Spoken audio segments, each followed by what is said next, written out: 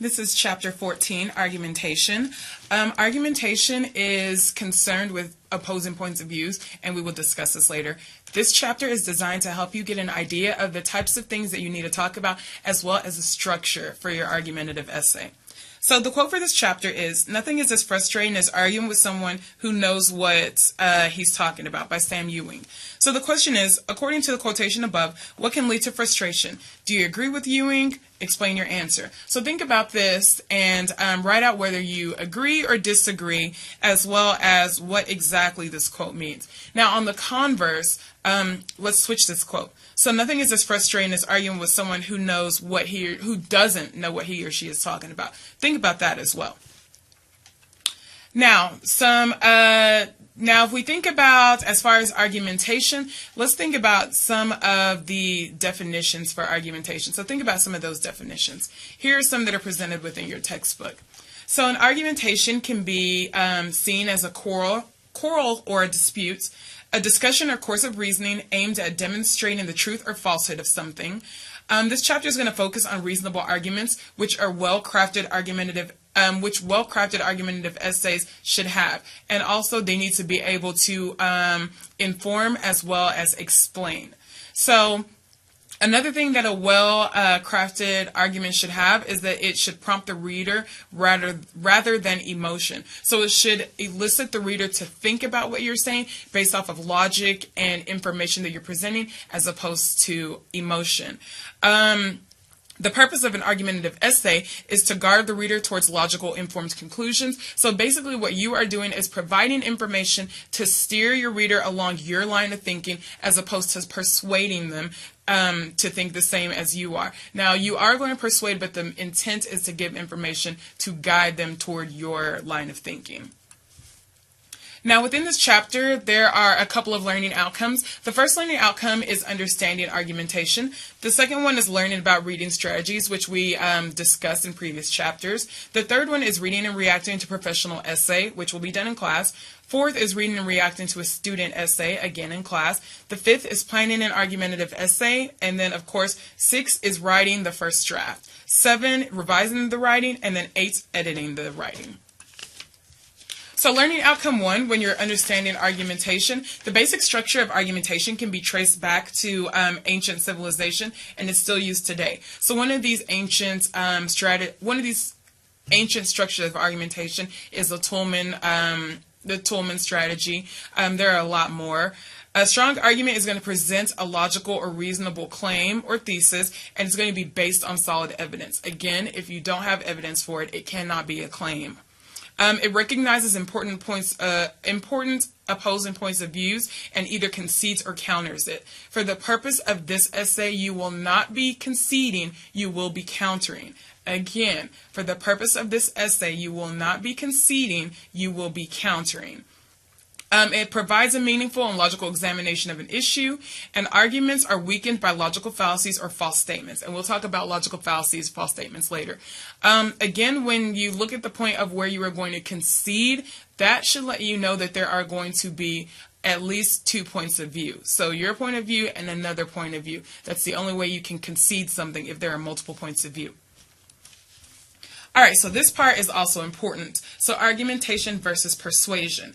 A thorough logical argument may be persuasive, and for the most part it is going to be persuasive because you are trying to get someone to think along the same lines as you. However, that is not the main purpose. The real intent is to prove the strength and validity of a certain line of thinking while weakening another side's line of thinking. So again, argumentation is proving the strength and validity of a line of thinking. So persuasion and argumentation are not the same thing. Although within argumentation you will persuade, persuasion is where it is saying, this is my side, this is all that is important, that's all I'm going to present. You're not concerned with strength or validity because there's only one point.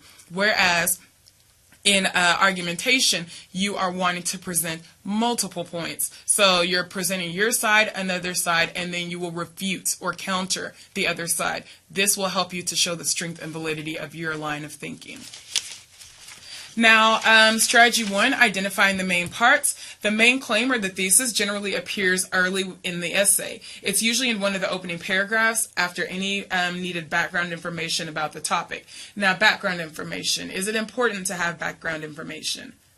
The answer is yes. It's definitely important to have background information because you can never assume that your reader or any audience knows what you're talking about. So think about if you were going to argue for the fact that stores should not be allowed to sell genetically modified food anymore. Everyone does not know exactly what that is, so you would need to present background information. What's the harm in genetically modified food? Is there harm in genetically modified food? Is it cheaper? Is it easier to produce? Those are the things that you would want to put in to let your reader know exactly why you're telling them this information. Also, you want to make sure that you take a stand or present a viewpoint about the topic. So it's not enough to just say, okay, I'm going to talk about this thing and go on. You need to let the reader know by what you're saying, and do not use announcements. When I say announcements, no, I believe, I will tell you, I'm going to show. There's none of that. That's suited for maybe if you're in high school or, below that. But once you get into college or any institution of higher education, there are ways to get your point across, and we will work on this in class. There are ways to get your point across without saying, I believe, or I think, or I will show you. So, again, you want to make sure that your argument shows that you're taking a stand or presents a viewpoint about a certain topic. The next thing you have is evidence. A claim stands or falls flat on its supporting evidence. Again, it's not enough to just throw out information and not show the reader support for this information or evidence for this information. So an example of this is to say global warming is a phenomenon that we should all care about because it is real. Says who? Provide supporting information to let your reader know that, okay, these are the reasons why people are saying that global warming is really a thing. And on the converse, when you are presenting the other side, you do also need support to say global warming is not real, and these are the reasons why. You're going to use research to show this. So again, evidence or support, your claim falls or stands flat on it. Now, what is evidence? Evidence in a strong argument, it can be checked, it can be backed up or relied upon. Things such as facts and statistics, examples, expert testimonies, those are all examples of evidence. So again, evidence is something that can be checked, backed up, and relied upon. And examples of that are facts and statistics, examples, expert testimonies. Those different types of things are types of evidence. But evidence is something that can be checked, backed up, validated, all of that. So again, you will have counter-arguments because you are countering, not conceding. So within your counter-argument, a strong argument addresses opposing points of view and either concedes or counters them. Again, you will be countering, therefore you have a counter-argument. So words or phrases that help transition you into a counter-argument: admittedly, granted, it is true that, I accept that, no doubt, and so on. So for example, if I was to say, for, let's just say, the opposition or the other side of the argument said global warming is not a real phenomenon because if it had, then we wouldn't have glaciers at all. Now, the counter to that would be, admittedly, we do have glaciers, so you probably have a point there in saying that global warming is not real. However, the fact that glaciers are melting exponentially, that proves that there is global warming. So the key word there was admittedly. So it's saying, okay, I understand what you're saying, or even the fact that what you're saying could have an element of truth to it, but this is why it's wrong. So that's the point of a counter argument. It takes the point made by the opposition and shoots it down. That's a counter argument. Strategy 2, understanding the voice. The voice refers to the author's writing personality and attitude toward the topic and the reader. So basically, the voice is the way in which the writer speaks to the reader. So again, the voice is the way that the author's writing personality and the attitude towards the topic and the reader. So some questions to kind of gauge what the voice is when you're reading something is, does the author seem honest and sincere? Does he or she make a realistic claim? So for example, if someone was arguing that everyone should get a dragon, That's not a realistic claim. No one's getting a dragon. So if you see something like that, that should let you know, perhaps I shouldn't use this as evidence because it's not a realistic claim. So those are the types of things that you look at. Does he or she focus on issues rather than personalities? So again, when you're talking about a certain thing, make sure you focus on issues as opposed to personalities. Now we can think about current events. There are some people who will say, okay, well, I don't think that a lot of the policies that President Obama has mentioned are good ideas. And then someone might say, why? And the answer may be, well, because I just don't think he's a good person. Now with that, you're talking about personalities as opposed to issues. Again, another example. Okay, well, I don't think that Donald Trump should even be allowed to run for president. Again, why? Well, because I think that he's arrogant. That's a personality trait. You're not looking at issues. If you were to say, okay, well, he doesn't fit the age requirements, or he is not a natural born citizen, or he's a felon, those would be issues. Those are not personality flaws. So again, you want to make sure that you look at support or evidence that looks at issues as opposed to personalities. And then finally, another question is, does the author engage rather than lecture the reader? So again, you want to make sure that as a reader, you are looking for information that's engaging as opposed to information that lectures. As a writer, you want to make sure that you engage your reader as opposed to lecturing your reader. Now, when I say lecturing your reader, do not use second person. Do not use the word you. You should feel as strongly as the rest of the world with global warming. You shouldn't tell anyone what they should feel. Now, if you were to say people should feel as though, one should feel as though, those are words that are engaging the reader as opposed to lecturing the reader. So again, no use of the first person, I, me, my. No use of the second person, you, because you do not want to lecture the reader. All I am doing is presenting facts to you and trying to lead you to my line of thinking. I'm not lecturing you. Learning outcome 3, that's something we will do in class, so that's a professional essay. Learning outcome 4, that is going to be in class as well, and that's a student essay. Learning outcome 5, planning an argumentative essay. So the first thing that you need to do, if you remember from previous lectures, the most important thing for the traits is ideas. So ideas is concerned with what? A specific topic, the building blocks of everything. So selecting a topic, that's the first thing that you have to do. If you can't think about a topic, some things that you can do is you can look at newspapers, you can browse magazines, the internet for current issues that people have strong feelings about. Again, make sure that it's something that you can argue. Now, if you were to say, well, I'm not sure what to talk about, I'm going to talk about, is the sky blue? Now, in theory, you maybe can argue that, but think about something that actually has two sides. So you want to choose those kinds of topics. So look at things that are current events, and those are things that you can discuss. Keep in mind there are some topics that are off limits, and when you begin to submit your topics, you'll know what you can't discuss. Taking a position, that's also important. It's important that once you decide on your topic, you consider your initial position or opinion about the issue, and you put that within the introduction. Again, do not make announcements, I believe this or I believe that. That's not necessary. There are ways to put in your opinion or to let the reader know what your position is without saying I, me, or my. The next thing is refining your position. So if you think a certain way about something and then you start doing research on it and then figure out that that's not going to work, refine your position. That's fine. You can use the following strategies to develop and help you refine your position. So you can research different positions on your topic. So again, you have to research different positions. You need to have your side as well as the other side, and you will have to provide evidence for both sides. So research different positions on your topic.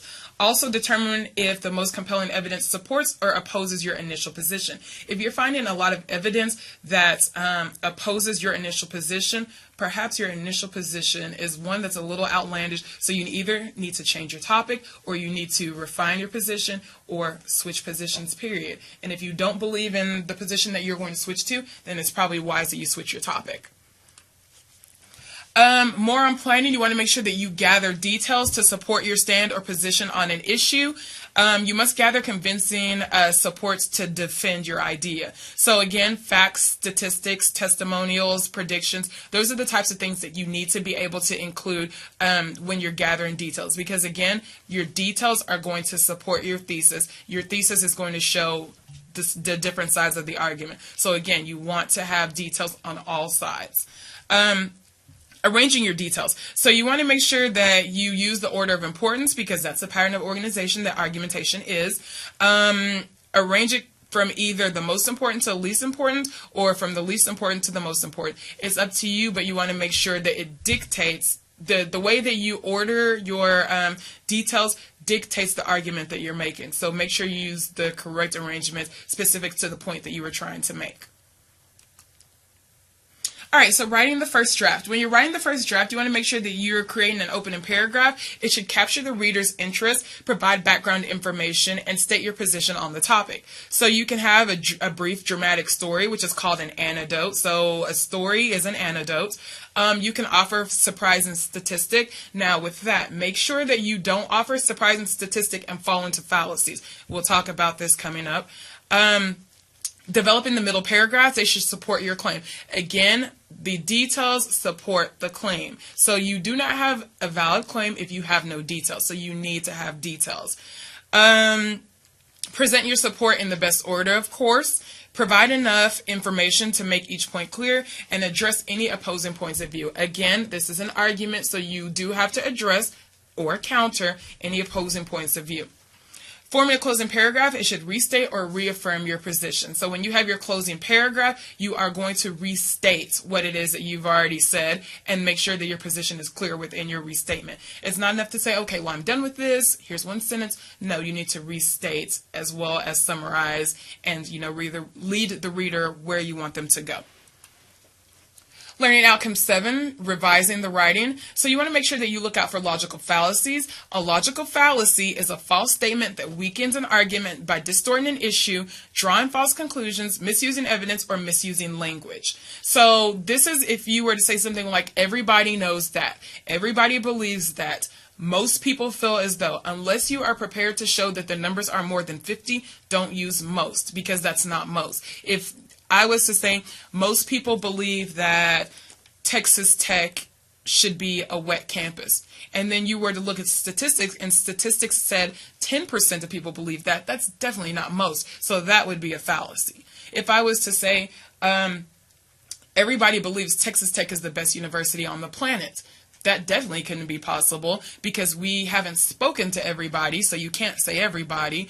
And two, when you say on the planet, how do we know it's the only one on the planet, and how do we know that everyone agrees? So that's a logical fallacy. Unless it can be proven, it is a logical fallacy. So these are some, on the PowerPoint, you'll see some different types of logical fallacies. All right, so learning outcome 8, editing the writing. So you want to make sure that you correct any ambiguous wording. So basically anything that is, that's just out there, that's just words that are just there. So you want to make sure that if words aren't needed, you take them out. So correct any ambiguous wording, because it creates uncertainty for your reader. And if someone reads something and you're using a bunch of ambiguous wording, it kind of diminishes your credibility as a writer. So you want to steer clear of that. Such wording results in sentences that have multiple meanings. So again, correct it or take them out.